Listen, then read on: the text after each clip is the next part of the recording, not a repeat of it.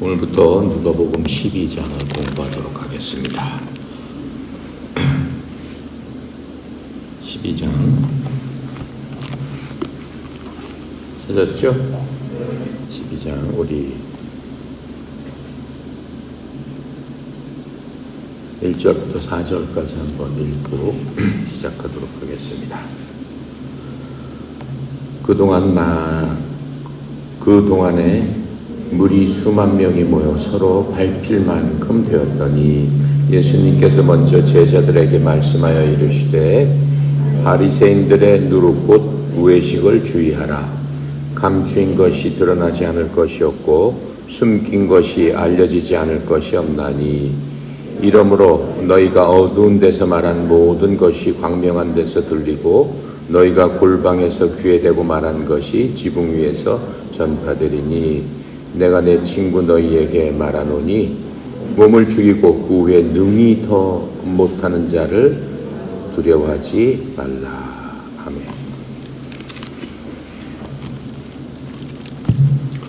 주님께서 이제 서기관과 바리새인들과 이제 씨름을 하셨죠. 그래서 이제 서기관 바리새인들에 대해서 너희들 그렇게 외식하면서 너희들이 하지 못하는 것을 사람들한테 시키고 또 너희들 스스로도 하지 못하는 것과 속이 다른 자들아 라고 하면서 굉장히 화를 내시면서 저주를 하셨습니다. 이제 주님과 이제 제자들이 항상 가는 곳마다 너무나 많은 사람들이 몰려들어요. 지금 여기 보니까 수만 명의 사람들이 모여서 서로 밟힐 만큼 그게 많이 모였다. 지금 이렇게 설명하고 있습니다. 이런 과정 중에서 주님께서 하시는 말씀은 뭐냐면은 이제 제자들한테도 그 경계를 주시는 겁니다. 지금 이 말씀은 우리는 주님의 제자예요, 아니에요? 제자죠. 제자뿐만 아니라 우리는 하나님의 자녀예요. 여러분은 성령님으로 인해서 어떻게 됐어요? 아주 깨끗하게 된 사람들이에요. 의롭게 된 사람들이에요. 하나님 눈으로 보시기에는 너는 죄가 없다. 이렇게 말씀하시는 사람이에요. 왜요? 이전에 우리가 하나님 모르고 예수님 몰랐을 적에는 죄 가운데 살았죠. 죄 지면서 살았죠. 그 죄가 하나하나 우리 속에 쌓여 있었죠. 그래서 내가 생각해도 나 자신을 보면 어렸을 때부터 지금까지 정말로 많은 나쁜 일을 너무 많이 했죠. 부모님한테 하지 말라는 거, 또 나는 또 집에서 엄마 뭐 사고 싶으면 엄마 지갑 그냥 여러 가지 돈 있으면 갖고 가서 뭐 사 먹고 애들도 주고 뭐 그냥 다 데리고 다니면서 뭐 그런 짓을 많이 했단 말이죠. 그것뿐만 아니잖아요. 학교에서도 그랬고 또 친구들한테도 그렇고 속이고 또 왕따도 시키고 놀려주기도 하고 약한 애들은 쫓아가서 때려주기도 하고 그런 짓 많이 했단 말이에요. 커서는 더 많은 짓을 했단 말이에요. 그 모든 것들을 생각하면 생각할수록 뭐라고 얘기할 수가 없죠. 내가 의로운 사람이다 착한 그렇게 얘기할 수 없죠. 그런데 어느 날 누구를 만납니까?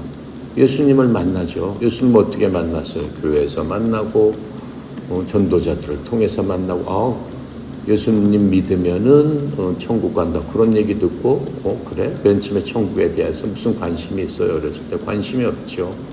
눈에 보이는 거, 만져지는 거, 느껴지는 거, 친구하고 놀고 그런 게 더 훨씬 관심이 있죠. 그러다가 어느 날인가 교회를 가게 되고 또 교회를 가도 그냥 별 관심이 없었죠. 그냥 부모님이 끌고 가니까 가는 거죠. 어떤 때는 교회 앞에 가도 땡깡 부리면서 난 안 들어간다고 그러고 첫 속에 앉아있는 경우도 있고 좀 머리가 크면은 그냥 뭐 학교에 무슨 일 있어요? 거짓말하고 안 가는 수도 있고 그런 수도 많았죠. 그런데 어느 날인가 그렇게 교회를 갔는데 어느 날인가 하나님의 말씀이 내 속에 떨어지면서 그 말씀이 내가 하나님을 믿어야 되겠구나라고 하면서 찬송 부르는 게 좋아지고 하나님 말씀에 귀를 기울여지고 그 말씀이 무슨 얘기인가 생각을 한번 더 하게 되고 그렇게 됐어요. 그러다가 어느 날 그래 정말로 그 예수님은 나를 위해서 십자가에서 돌아가시고 나는 예수님을 믿음으로 말미암아 하나님의 자녀가 되고 내가 깨끗하게 씻음을 받았구나 라고 하면서 어느 날인가 어떻게 해요? 울며불며 하나님 앞에 회개하는 날이 있었더라 라고 하는 겁니다. 대부분의 예수님을 믿고 구원받는 사람들이 그런 식으로 생각하고 행동하면서 예수님을 나의 구원자로 받아들이게 되는 겁니다. 구원자가 뭐예요? 내가 생각하고 내가 갖고 있었던 모든 것들을 깨끗하게 청소해 줄 수 있는 유일한 분이다 라고 하는 거죠. 그게 구원자입니다. 그러니까 죄 속에서 이렇게 허우적거렸는데 그 죄 속에서 건져주신 분, 그분이 나의 구원자다라고 하는 거예요. 나는 어느 날 생각했을 적에 이렇게 보면은 친구들한테 아니면 어떤 사람한테 굉장히 미워할 때가 끝까지 있는 경우도 있었어요. 왜? 내가 나쁜 짓 해서 내가 친구를 왕따시키고 해서 정말로 걔가 얼마나 어렸을 적에 가슴이 아팠을까, 얼마나 정말 힘들었을까 생각하면은 마음에 계속 눌림이 있단 말이죠. 그런데 우리가 구원을 받게 되면 어때요? 그런 눌림이 더 이상 없는 거예요. 왜요? 거기서 하나님께서 나를 구원해 주시고 내가 그 모든 것에 대해서 회개를 하고 잘못했다고 했기 때문에, 만약 내가 그 친구를 다시 만난다면 어떻게 하겠어요? 내가 손을 잡고 그 친구한테 얘기했죠. 야, 너는 잊어버렸을지 모르지만 내 마음속에 너에 대해서 내가 이렇게 했던 건 너무너무 미안하다.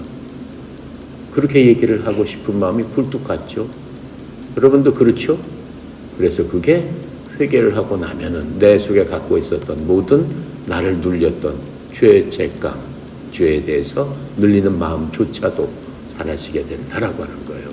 그래서 나는 더 이상 예전에 나를 돌아보면은 내가 했던 모든 것들이 생각나지만 하나님의 눈으로 봤을 적에는 그 모든 것들이 없는 깨끗한 사람이 되었다라고 하는 겁니다. 중요한 건 뭐예요? 내가 나를 보는 게 아니죠. 나중에 중요한 건 뭐예요? 하나님께서 나를 어떻게 판단하시느냐라고 하는 겁니다. 요한계시록에도 보면 그렇잖아요. 마지막에 우리가 하나님 앞에 섰을 적에 하나님께서 우리의 모든 것들을 파악하시고 하나님께서 판단하실 적에 하나님 책에는 내가 했던 모든 잘못이 지워져 있더라라고 하는 겁니다. 하나님께서는 전지전능하시기 때문에 모든 것들을 다 하실 수 있는 분입니다. 모든 것을 다 하시는 분입니다. 하지만 하나님께서 딱 한 가지 못하시는 것이 있습니다. 그게 뭡니까? 바로 우리가 예수 그리스도를 믿고 예수님의 보혈에 의해서 우리의 모든 죄가 씻어지고 하나님께서 우리를 의롭다라고 칭해 주셨을 적에 내 죄는 눈처럼 하얗게, 양털처럼 하얗게 씻어진다라고 했습니다. 그런 나를 하나님께서 이제 만나시고 나를 심판하실 적에 하나님께서 보지 못하시는 것은 내가 씻어진 그 모든 것들, 그건 하나님께서 보시지 못하고 기억하시지 못한다라고 하는 겁니다. 좋으신 하나님이죠. 예, 그래서 우리는 좋으신 하나님, 감사하신 하나님, 은혜로우신 하나님, 긍휼이 많으신 하나님, 우리는 그렇게 부르고 있습니다. 여러분과 나는 성경에 의하면 어떻게 구원을 받느냐? 이 세상을 만드시기 전에 하나님께서는 여러분과 나에 대해서 알고 계신다라고 했습니다. 왜요? 모든 것은 하나님이 만드시기 때문에 그렇습니다. 여러분이 보는 모든 것 중에 하나님이 안 만드신 것은 없습니다. 모든 것을 만드셨습니다. 세상에 있는 모든 것, 우리 눈으로 볼 수 있는 모든 것, 바람과 하늘과 땅과 빛과 물과 하다못해 산에 있는 돌과 풀과 자그만 벌레까지도 다 하나님 손에 의해서 만들어지신 겁니다. 그 모든 것들을 만드시기 전에, 이 세상의 모든 것들이 있기 전에 하나님께서는 여러분과 나를 알고 계셨다 이렇게 말씀하셨어요. 여러분이 하나님을 만나면 어떻게 할 것인가를 이미 알고 계셨다라고 하셨습니다. 그 모든 것을 알고 계신 하나님께서 우리를 창조하셨을 적에 어때요? 우리는 우리가 돼서 이 땅에 살게 되는 거죠. 그렇게 됐을 적에 그때부터 하나님의 은혜의 역사는 시작이 되는 겁니다. 어떻게 시작해요? 모든 것을 나를 알고 계시는 분이 어느 날인가 무엇을 통해서 부르셨다라고 하는 겁니다. 여러분도 다 부르심을 받은 겁니다. 뭘 불러 부르심을 받아요? 내게로 오라, 나를 봐라. 이렇게 부르심을 받은 겁니다. 무엇보다도 내 말을 들어라. 내 말에 순종해라. 누구처럼? 인간을 처음 만들어서 낙원에 놓은 아담과 이브처럼 그렇게 부르셨단 말이에요. 아담과 이브한테도 하나님 부르셨죠. 그렇죠? 똑같이 우리를 부르셨다라고 하는 거예요. 이미 불러진 상태입니다. 부른 저희들을 어떻게 했어요? 여러분 마음속에 어떻게 했어요? 예수님께서 제자 12를 부르셨죠. 11명은 어떻게 했어요? 그 부르심에 순종을 했습니다. 12명 중에 한 명은 어떻게 했어요? 겉으로는 네 하나님, 네 예수님. 가룟 유다한테 어떻게 했어요? 넌 나를 따르라 했을 적에 가룟 유다가 어떻게 했어요? 예 예수님 하고 예수님 따라갔습니다. 그런데 그 마음속에는 뭐가 있었어요? 예수님을 배신할 생각을 갖고 따라갔죠. 우리도 마찬가지입니다. 우리도 하나님께 여러분과 나는 부름을 받았습니다. 부름을 받았을 적에 우리 마음이 어때요? 네 예수님 하고 11제자처럼 어떻게 했어요? 해야 되는 거예요. 순종하면서 그 말씀대로 행하면서 이 세상 살아가면서 주님만 의지하겠습니다. 이러한 마음으로 부르심에 응답해야 되는 거죠. 나는 모릅니다. 여러분 마음속에 어떠한 마음을 갖고 있는지 나는 모릅니다. 알 수가 없습니다. 오직 아시는 분은 성령 하나님, 예수님, 하나님은 알고 계시는 거죠. 그렇게 해서 우리가 예수님의 부름에 응답했을 적에 예수님께서는 우리의 마음을 보시고 우리의 마음을 완전히 바꿔주시는 겁니다. 그때 우리는 의롭게 된다라고 얘기하는 겁니다.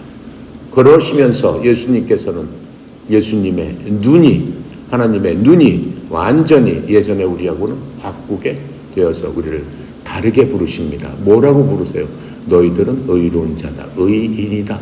그때부터는 그렇게 부르시면서 너희들은 성도다. 이렇게 말씀해 주시는 거예요. 거룩한 자들이다. 이렇게 말씀하시는 거예요. 그래서 우리 삶은 그때부터 거룩하게 변하는 겁니다. 그래서 여러분은 하나님 보시기에 정말로 귀한 사람이 되는 겁니다. 왜요? 예수 그리스도의 그 피값으로 예수님의 모든 것을 희생하면서 바꾼 그러한 생명체가 됐기 때문에 그렇습니다. 그래서 우리를 하나님께서는 예수님 하나님의 자녀로 우리를 삼아 주시면서 너희들은 나를 앞으로 아버지라고 불러라 이렇게 해주신 겁니다. 그래서 우리는 하나님을 아버지 이렇게 부르게 되는 겁니다. 아버지라고 부르게 되면서 우리는 새로운 삶을 사게 되는 겁니다. 그게 새로운 창조물로서 이전 것은 다 지나갔고 새로운 창조물로서 이제는 하나님 안에서 하나님의 식구이기 때문에 하나님의 패밀리가 됐기 때문에 예수 그리스도도 그 하나님이 계시기 때문에 그리스도 안에서 새로운 창조물이 돼서 새로운 패밀리로서의 삶을 사는 여정을 걷게 되는 겁니다. 그렇게 매일매일 걸어갈 적에 하나님께서 우리를 향하시고 우리를 만들어 주시기 원하는 것은 너희들 하나님이시면서 삼위이시면서 아버지의 아들이신 예수 그리스도와 닮는 그러한 인생으로 만들어 주시마라고 하는 겁니다. 결국 여러분과 내가 하나님 앞에 가서 일생 동안 얼마를 주님과 동행할지는 아무도 모릅니다. 그건 각자 개인에게 달려있는 겁니다. 예수님과 동행하면서 마지막 순간에 주님 오라고 하실 적에 얼만큼 내가 예수님 닮았느냐라고 하는 것을 판단하게 되는 겁니다. 그게 바로 그리스도 심판석 앞에서 우리가 서게 되는 겁니다. 우리들은 결코 지옥이나 천국에 가는 그러한 심판은 결코 받지 않습니다. 왜요? 이미 하나님의 자녀로서 하나님의 가족이기 때문에 단지 가족이지만 그래도 일생 동안을 따라가면서 얼마나 예수 그리스도 닮는 그러한 일들을 내가 했던가, 내가 생각하고 어떻게 내 마음속에 그러한 것들을 했던가 라고 하는 것을 하나님은 봐주시고 거기에 맞는 상을 주시겠다라고 하는 거예요. 왜 상을 줘요? 패밀리인데. 왜요? 우리는 하나님의 패밀리지만 이 땅에 사는 것 자체가 힘든 일이에요. 하나님이 그걸 너무 잘 아시는 거예요. 너희들 그 땅에 살면서 너무 고생했다? 이렇게 생각하시는 거예요. 왜요? 성경에 보면 이 땅에 살면서 굉장히 수고하고 굉장히 염려하고 걱정하고 이 세상은 너무너무 힘든 일이 많다라고 하는 것을 알고 계세요. 그래서 하나님께서는 항상 우리를 그냥 지켜보고 계시는 거예요. 내 자식이 오늘도 내일도 앞으로도 이런 일들을 만나게 될 텐데 어떻게 이런 일들을 헤쳐나갈까? 어떻게 이런 일들을 나와 함께 나를 의지하면서 함께 갈까? 그렇게 보고 계시는 거다라고 하는 거예요. 그게 하나님이시다라고 하는 거예요. 이해갑니까? 여러분과 나는 그래서 지금 어떤 위치에서 어떤 삶 가운데서 어떻게 숨을 쉬고 어떻게 있는가라고 하는 것들을 알 수 있어요. 하나님께서는 그걸 모르게 하시지 않았어요. 분명하고 확실하게 알게 해주신다라고 하는 겁니다. 그래서 우리는 그렇게 매일매일의 삶을 예수님과 함께 나 예수님 닮아야지 하나님 닮아야지 라고 하면서 살아갈 적에 나 하나님의 아들로서 살아야지 하나님의 딸답게 살아야지 라고 할 적에 주님께서 그것을 뭐라고 해주시냐 성화의 과정을 걷는다라고 하는 거예요. 정말로 성자 같은 그런 삶을 살 수 있도록 내가 인도하마 내가 손을 잡아줄 테니까 나를 따라가라 이렇게 하시는 거예요. 그래서 우리는 때때로 그 손을 뿌리칠 때가 있습니다. 여러분과 나도 때때로 하나님의 눈을 피해서 다른 쪽으로 들어갈 때도 있습니다. 하지만 하나님께서는 어때요? 그때마다 혼내고 뭐라고 하시지 않습니다. 그냥 지켜보세요. 이렇게 지켜보세요. 끝까지 지켜보세요. 근데 너무 어두운 쪽으로 가게 되면 어떻게 해요? 얘야 일로 와라 라고 하고 말씀을 훈계를 한 번씩 하시게 되는 겁니다. 그것을 우리는 세상에서 고난이다 이렇게 얘기하는 거예요. 그래서 하나님의 자녀한테는 모든 고난도 좋은 것이다, 유익이다 이렇게 하나님 말씀해 주고 있는 겁니다. 그런데 이제 누가복음 12장에서는 무슨 얘기를 하느냐? 제자들한테 얘기를 하고 있는 거예요. 조심을 해라 라고 하는 거예요.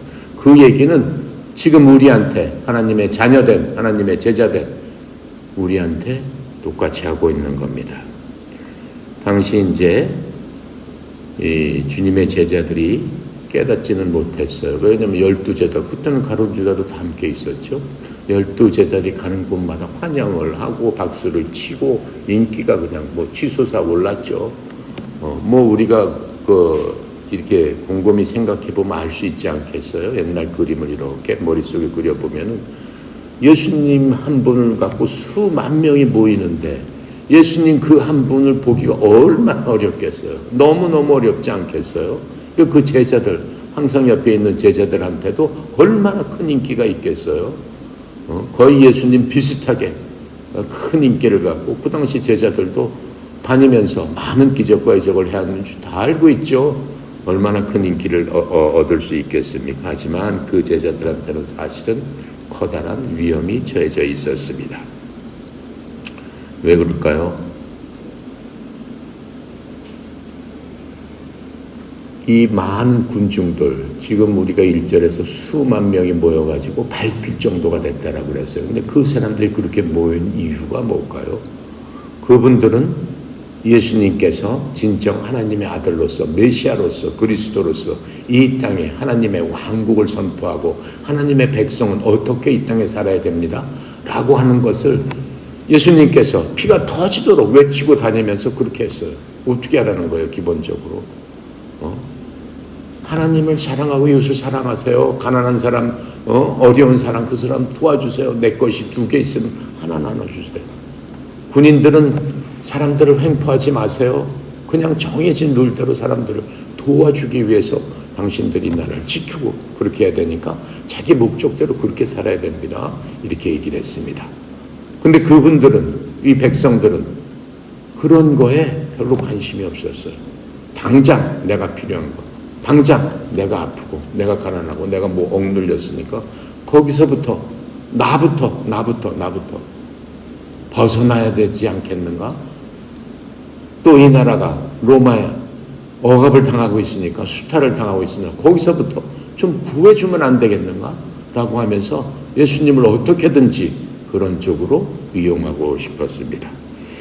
근데 그 예수님은 진정으로 원하는 것은 그런 게 아니었습니다. 먼저 사람들이 하나님의 뜻을 순종하고 하나님의 말씀대로, 하나님께서 사람을 만든 목적대로 그 사람들이 살아 날적에 그 나라와 그 환경과 모든 것들은 자연히 그대로 온전히 하나님 원하시는 방향대로 된다라고 하는 그런 진리를 깨닫지 못한 겁니다.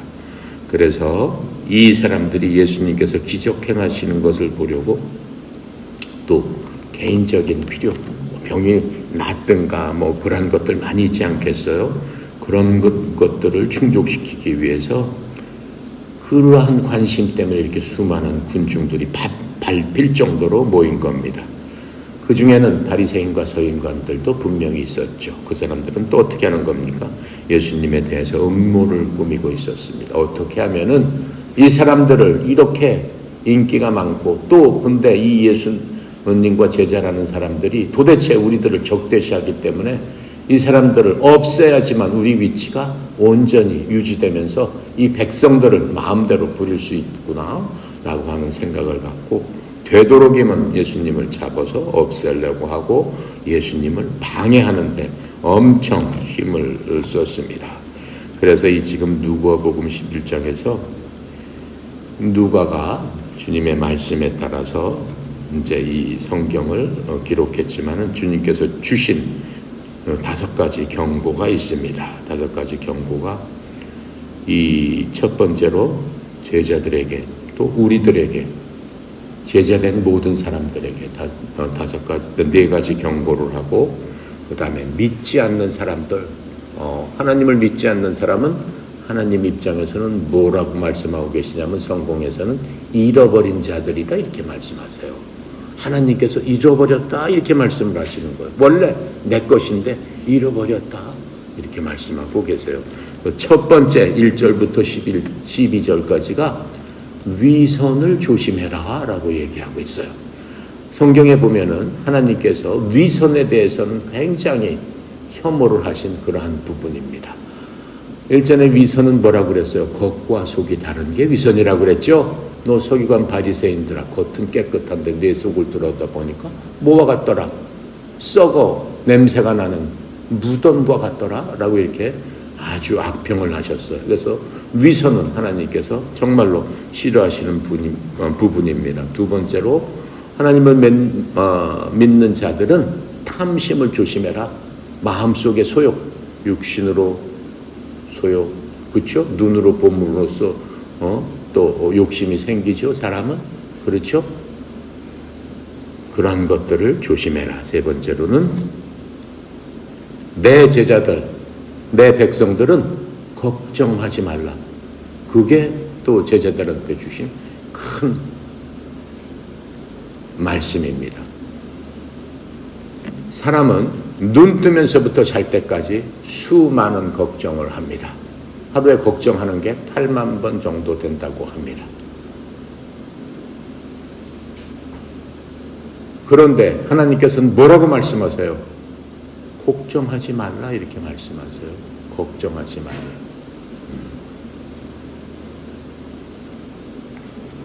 네 번째로 너희들 하나님의 자녀로서 항상 깨어있어라 라고 얘기하는 겁니다.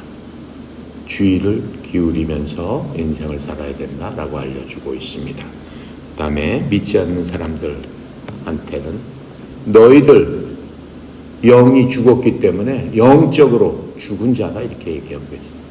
영이 너무 둔해서 옆에 있는 모든 것들을 보지 못하는 소경과 같은 자들이다 라고 하시면서 한탄의 말씀을 하고 있습니다. 그래서 이렇게 5가지로 우리 누가복음 12장은 구성이 되어 있습니다. 먼저 우리 1절부터 위선을 조심해야 된다라고 하는 겁니다. 위선은 영어로는 히포크라트 이렇게 얘기하죠. 그게 원래 배우라는 뜻입니다. 배우들은 어때요? 자기 역할 다 하잖아요. 어떤 배우는 어렸을 때부터 노인 역할까지 다 하잖아요. 근데 원래 그 사람이 그래요? 아니잖아요. 겉으로 그 모습을 진짜처럼 표현한단 말이죠. 그것을 그 배우의 역할이 아니고 그냥 사람들이 한다면 그건 위선적인 거죠. 자기 자신의 진정한 모습을 숨기면서 뭔가 다른 사람들을 위해서, 그렇죠? 실질적으로 자기 마음이 그렇지 않음에도 불구하고 그렇게 함으로써 다른 사람들의 비위를 맞춘다든가 다른 사람들한테 어떻게 해요? 즐겁게 만들어주는 그런 일을 한다라고 하는 거예요. 그건 아니다 라고 지금 말씀하고 있는 겁니다. 자, 그래서 이 사람들이 보면은 그 아주 위선적인 사람들 굉장히 많습니다. 위선적으로 하는 사람들을 보면은 어떤 목적이 있죠. 어떤 목표가 있습니다. 그리고 자기 속을 잘 나타내지 않고 저 사람 진짜 무슨 속에 뭐가 있는지 알 수가 없어. 이렇게 얘기하는 사람 많습니다. 근데 이 세상에 또 어떤 사람들은 그게 이 세상 살아나가는 지혜다 또 이렇게 얘기를 해요. 근데 그건 지혜가 아니죠. 그건 지혜가 아닙니다. 그거는 자기 스스로도 속이고 다른 사람을 속이는 겁니다. 그렇게 속이는 것은 정당하지 못하기 때문에 그렇게 하는 겁니다. 자신이 없기 때문에 그렇게 하는 겁니다. 믿음이 없기 때문에 그럴 수밖에 없는 겁니다. 주님께서는 바로 그 지점을 지금 지적하고 있습니다. 우리는 하나님의 자녀들입니다. 이 그리스도인들의 삶에서 위선은 자신이 실제 갖고 있는 것보다 더 어떠한 뭔가 더 저 사람은 저 사람 진짜 참 신실하다, 믿음이 더 충만하다, 그런 것들을 보이기 위해서 위선적으로 하는 그러한 사람도 많이 있습니다. 그렇게 위장하는 사람들이 크리스찬에서는 많이 나타나는 거죠.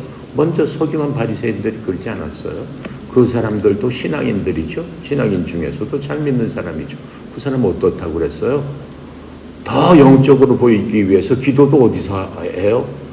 시장 바닥에 사람들 많은데 왔다 갔다 하면서 다 볼 수 있는데 아주 거룩하게 그냥 눈 감고 고개 숙이고 어떤 때는 손을 들고 하늘을 우러러 보면서 하나님께 기도하는 모습을 다른 사람들한테 보여준단 말이에요. 그 사람들은 어느 정도 위선적이었냐면은 바지에다 구멍을 뚫어서 지나가면서 동전을 흘렸어요. 동전을 흘리면 가난한 사람들이 그 동전을 줍도록 하는 그 정도로 위선적인 사람이었다라고 하는 거예요. 그냥 가난한 사람들 주면 되는 거 아니에요. 하나님께서 기도는 어디 가서 하라고 그랬어요? 그렇게 거기서 하라고 그랬어요? 아니잖아요. 골방에 가서 은밀한 곳에서 다른 사람이 보지 않는 곳에서 너와 하나님과 만남, 하나님과 대화, 은밀하게 내게 와서 골방에서 기도해라. 그렇게 얘기했잖아요. 바로 그러한 위선적인 사람들, 그것이 종교적인 사람 가운데서도 많이 나타나게 되는 거죠. 그래서 이러한 사람들은 자신이 무언가 척한다라고 하죠. 우리 한국말로 하면은 지가 뭐가 되는 척한다. 그런 말 우리가 자주 씁니다. 그게 바로 위선적인 행동이다라고 하는 겁니다. 또 그런 사람들은 뭐예요? 자기가 척한 것을 들키지 않기 위해서 자꾸 위선적인 일들을 더하게 되는 거죠. 하지만은 그들의 삶은 단지 이렇게 보면은 굉장히 천박한 겁니다. 그래서 예수님께서 이런 특별한 때 지금 이렇게 사람이 모였는데 왜 이런 경고를 주셨을까요? 그 이유는 쉽게 알 수 있습니다. 왜요? 제자들이 지금 이렇게 수많은 군중들 앞에서 군중들한테 기쁘게 해서 군중들한테 환호를 얻고 군중들한테 박수를 얻을 수 있도록, 아니면은 바리새인 서기관들이 계속 목숨을 노리고 죽이려고 하니까 뭔가 타협을 해서 그 사람들 마음에 드는 그러한 행동을 할 수도 있다라고 생각을 하신 겁니다. 그렇게 하면 안 된다라고 지금 주님께서 그때 이렇게 말씀해 주시는 것들을 우리가 보고 있는 겁니다. 자, 그래서 주님께서 1절에 보니까 무수한 사람들이 모이면 되었는데 제자들에게 말씀하시면서 뭐라고 얘기했어요? 바리새인들의 누룩 곧 외식을 주의해라 이렇게 얘기를 해요. 누룩 영어로는 레이븐이죠. 누룩은 성경에서 여러 번 나옵니다. 여러 경우에 여러 번 나오는데 누룩이라는 것은 성경에 나쁜 뜻으로 나옵니다. 악한 뜻으로 나옵니다. 그러니까는 누룩은 뭐예요? 영어로 이스트라고 알죠?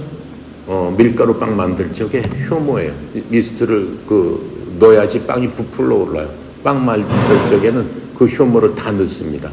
그 효모를 안 넣게 되면은 안 부풀어 올라요. 그냥 빵이 납작하게 돼요. 어떤 빵이에요? 호떡 같은 빵이잖아요. 호떡. 그냥 납작해가지고 부풀러 오르지도 않고 호떡에다 이제 꿀을 넣잖아요. 꿀을 안 넣게 되면 그냥 편펴고 납작한 빵이에요. 이스라엘 사람들이 먹는 빵은 바로 그 빵이에요. 누룩을 넣지 않는 그런 빵이다라고 하면은 바로 그 빵을 얘기하는 거예요.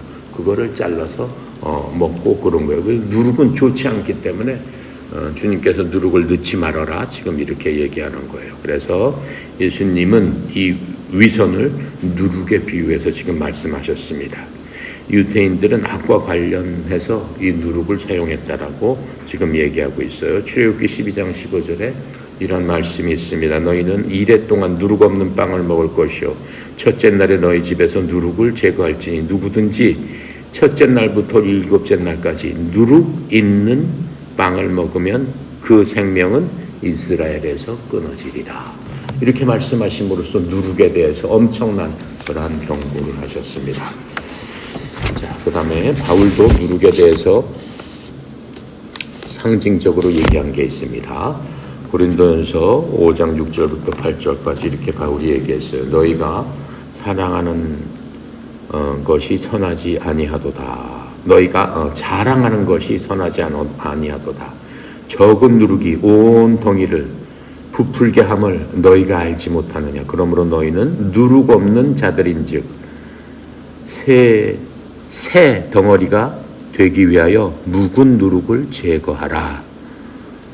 우리의 유월절 어린 양 곧 그리스도께서 우리를 위하여 희생물이 되셨느니라. 그러므로 우리가 그 명절을 지키되 묵은 누룩으로도 말고 악의 사악함의 누룩으로도 말며 오직 순수함과 진실함의 누룩 없는 빵으로 하자. 이렇게 얘기하고 있습니다. 지금 여기서 뭐 묵은 누룩, 악의의 사악함 누룩이 뭐예요? 지금 휘브리인들 아니죠 그 바리새인들 서기관들이 했던 것들 하나님의 십계명 우리가 뒤에 십계명 읽었죠? 여러분 십계명 사실은 그거는 항상 마음속에 외워야 되는 겁니다. 알아야 되는 겁니다. 십계명이 삶의 기본이에요. 십계명을 모르면 하나님을 사랑할 수 없고 이웃을 사랑할 수 없어요. 그게 이 모든 성경의 기본이라고 그랬죠. 그래서 하나님 사랑하고 이웃 사랑해라. 그게 십계명 안에 다 있어요. 그것만 지키게 되면은 하나님 앞에 정말로 신실한 예수 닮아가는 그런 사람이에요. 예수님께서도 십계명을 천천히 지키셨잖아요. 그런데 그 십계명에다가 누룩을 집어넣었어요. 누가 집어넣었어요? 지금 서기관과 바리새인들이 누룩을 집어넣어가지고 하나님께서 10가지만 얘기했는데 이 사람들이 몇 가지로 만들었어요? 630 몇 가지를 만들었어요. 하지 말아라 365가지. 꼭 해야 된다 243가지. 그거를 만들었어요. 그냥 자기네들이 생각을 해가지고 아까 그 전번에 내가 얘기했잖아요. 안식일 거룩하게 지켜라 4계명인데 그 안식일 거룩하게 지키라는 걸 갖다 해석을 해서 안식일날 밥해 먹으면 안 돼. 안식일날 사람들 병자 고쳐주면 안 돼. 예수님께서 뭐라고 하셨어요? 이 외식하는 자들아, 이 누룩 있는 자들아. 안식일날 어떻게 사람이 아프고 사람이 저거 한데 안식일이 사람 생명보다 귀중하냐? 이렇게 말씀하셨잖아요. 그래서 예수님께서 어떻게 하셨어요? 안식일날 가셔서 막 고쳐주셨잖아요. 막 이렇게 세워줬고. 그랬더니 어떻게 해요? 예수님을 데려다가 잡아다가 때려서 죽이려고 그랬잖아요. 안식일을 어겼다라고 해서. 그런데 그 안식일은 누구를 위한 거예요? 예수님을 위한 거잖아요. 하나님을 위한 거잖아요. 사람들을 위한 거잖아요. 그렇잖아요. 그러니까는 그 누룩이 들어가니까는 이런 것들을 그렇게 부풀려가지고 어떻게 해요? 사람들에게 짐을 지우고 사람들을 오히려 못 살게 하고 가난하고 피곤하고 억눌린 사람들에게 더욱더 악을 행하게 된다라고 하는 거예요. 그러니까 예수님께서 외식하는 자들아 누룩 있는 자들아 지금 이 말씀에 대해서 강조를 하고 있는 것을 우리가 볼 수 있습니다. 그래서 누룩과 같이 위선도 매우 작은 것으로 시작해서 빠르고 조용하게 자란다는 것을 우리는 너무 잘 알고 있습니다. 위선적인 사람은 처음에는 안 그래요. 근데 뭔가 하나가 그렇게 하게 되면 그걸 숨기기 위해서 계속적으로 엉뚱한 짓을 하게 되고, 그렇죠? 자신과 틀린 일들을 하게 되고 그렇게 된다라고 지금 말씀하고 있는 겁니다. 그래서 그러한 사람들이 한 군데 들어가면 전체 모든 것들을 감염시키기 때문에 하나님께서 얘기하시는 거예요. 누룩을 조심해라. 모든 것들을 다 부풀게 만들지 않느냐. 지금 이렇게 말씀하고 있는 겁니다. 그래서 누룩이 빵방죽을 부풀리는 일과 같이 위선도 자신에게 그런 일을 하게 되는 겁니다. 위선적인 사람들은 스스로 자기 자존심을 내세웁니다. 강하게 보이려고 합니다. 또 성격이 급격하게 아주 뾰족뾰족하게 되고 아주 급하게 되고 아주 악하게 된다라고 하는 것을 우린 삶 속에서 볼 수 있습니다. 그래서 우리 삶에서 여러분과 내가 이러한 누룩을 없애기 위해서는, 이러한 위선을 없애기 위해서는 먼저 누룩을 피해야 되는 겁니다. 그래서 우리가 뭔가 되는 척 하기 시작하게 되면은 그 과정이 빠르게 진행됩니다. 오래 기다릴수록 상황은 더욱 악화된다라고 주님은 말씀하고 있는 겁니다. 그래서 예수님 사역의 또 핵심, 예수님께서 다니시면서 사람들에게 주의를 주고 경계를 했던 것들의 핵심도 바로 그 위선을 없애는 거였습니다. 그래서 성경에서 위선은 6회가 나옵니다. 구약에서 1회가 나오고 복음서에서 3회, 또 누가복음 지금 거기서 1회가 나오면서 그 누룩에 대해서 계속 경계를 해야 된다. 이렇게 성경은 말씀해 주고 있습니다.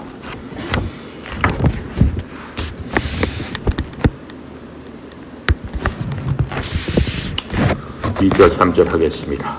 감추인 것이 드러나지 않을 것이 없고 숨긴 것이 알려지지 않을 것이 없나니 이러므로 너희가 어두운 데서 말한 모든 것이 광명한 데서 들리고 너희가 골방에서 귀에 대고 말한 것이 지붕 위에서 전파되느니라. 세상에 비밀일은 없습니다. 너고 나만 알고 있어.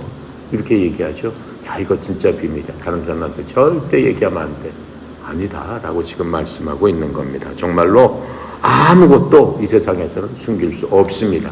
시간이 가고 그것도 잠시뿐입니다. 시간이 가고 때가 되면 모든 것이 백일하에 다 드러나게 되는 거죠. 이 세상 정권도 마찬가지죠. 대통령이 바뀌고 뭐가 바뀌면 속속들이 다 드러내가지고 거기에 대해서 심판하고 재판하고 감옥 보내고 막 그러지 않습니까? 예. 그러니까 큰 일이든 작은 일이든 드러나지 않는 것이 없다라고 그랬어요. 그래서 예수님께서 여기서 주로 가르치시는 그런 것에 대해서 언급하셨지만 그 원칙은 삶의 다른 영역에서도 적용되는 겁니다. 우리의 삶 가운데서도 똑같습니다. 그래서 예수님의 제자들은 군중이나 바리새인들의 대적이 되지 않도록 진리를 덮거나 혹은 타협하려고 그렇게 유혹을 받던 겁니다. 그러니까는 하나님께서 이것은 이것이다. 하나님께서는 그 중간이 없어요. 중간은 없어요. 예를 들어서 동성애를 보면은 성경에는 뭐라고 그랬어요? 사람은 남자와 여자 둘밖에 없습니다. 끝. 이렇게 얘기를 했어요. 남자와 여자밖에 없어요. 성은 중간성 동성애성 이런 거 없어요. 그것은 다 죄악이다. 이렇게 얘기를 했단 말이죠. 그런데 세상이 바뀌면서 어때요? 사람들이 자꾸 인권 하고 동성애하는 사람은 대부분이 남자, 여자라고 해서 구분이 되어 있지만 동성끼리 좋아하는 그것도 성으로 인정을 해줘야 된다. 한데 동성을 좋아하는 사람은 예를 들어서 90%가 95%가 다 서로 이성을 좋아하지만 한 5%는 어떻게 생겨나다 보니까는 동성을 좋아하게 됐다. 이렇게 한단 말이에요. 근데 사람들이 어떻게 파고드는 거예요? 그 5%도 사람이 아니냐? 그 사람들도 인격이 있는 거 아니냐? 그 사람 인격도 존중해야 되는 거 아니냐? 그렇게 얘기한단 말이죠. 들어보면 어때요? 그럴듯하잖아요. 들어보면 그럴듯하잖아요. 그럴듯하죠. 그런데 그것뿐만 아니에요. 또 어떤 사람은 개를 사람처럼 좋아한단 말이에요. 개를 사람처럼 좋아해서 나 개하고 결혼하고 싶어요. 그런 사람도 있단 말이에요.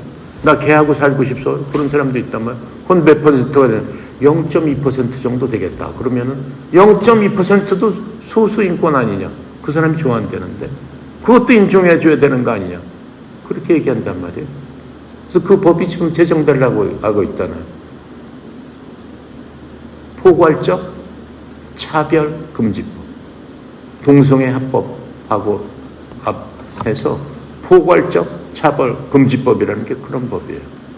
그리고 내가 남자지만은 내 생각에 난 분명히 여자인 것 같아.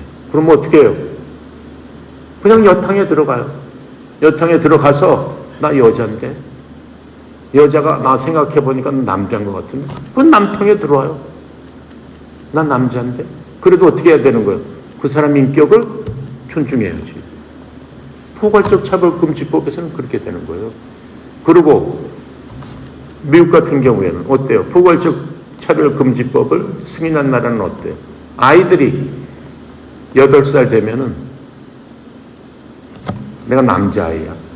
그런데 나 여자가 되고 싶어요. 그러면은 의학적으로 여자가 되는 호르몬 주사하고 여자가 될 수 있는 그런 걸 의학적으로 나 맞고 싶습니다. 나 그렇게 해야 되겠어요.